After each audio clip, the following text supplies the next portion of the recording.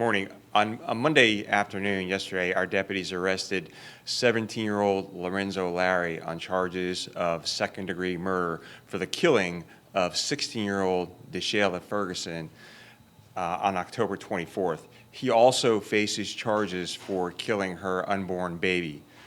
This whole community should be grieving for De'Shayla Ferguson and her family and her unborn baby. She died of a single gunshot wound to the head after a heated argument at the hands of Lorenzo Larry. So it's been reported by some that this case may have been related to human trafficking. That's not true. There is no nexus to human trafficking in this case. Lorenzo Larry is no stranger to law enforcement, nor is he a stranger to our homicide detectives.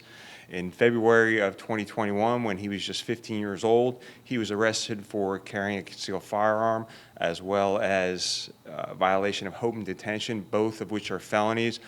Those cases were dropped. On December 8th, 2021, 23-year-old Jamil Pittman was found dead in a car off of South Rio Grande Avenue. She also had a single gunshot wound to the head. During their investigation, our homicide detectives identified Lorenzo Larry as the suspect in this case. He had fled the area. We were unable to find him, and then he was arrested again in May on another slew of gun charges. At that time, we were able to interview him.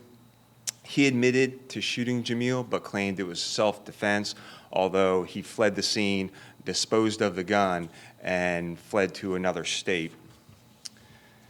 So in those cases where the suspect claims self-defense, we work closely with our state attorney's office. We give them our investigative report for them to review so they can make a determination on that case. That was done back in July, and the state attorney's office has not made a determination in that case as of yet. And then Lorenzo Larry was again arrested in July for gun charges, and both that case and the May gun case are set for trial. So we do anticipate the state attorney's office will charge him as an adult for the second-degree murder charge of De'Shayla Ferguson and her unborn child.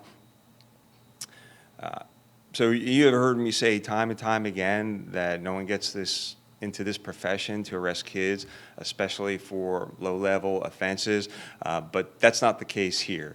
And so those juveniles who are out there carrying guns, committing violent crimes in our community, that doesn't apply to them. So, we have to acknowledge that someone who amasses this many gun charges and is responsible for the killing of 2 women and an unborn child needs to be behind bars for a very, very long time for the safety of this community.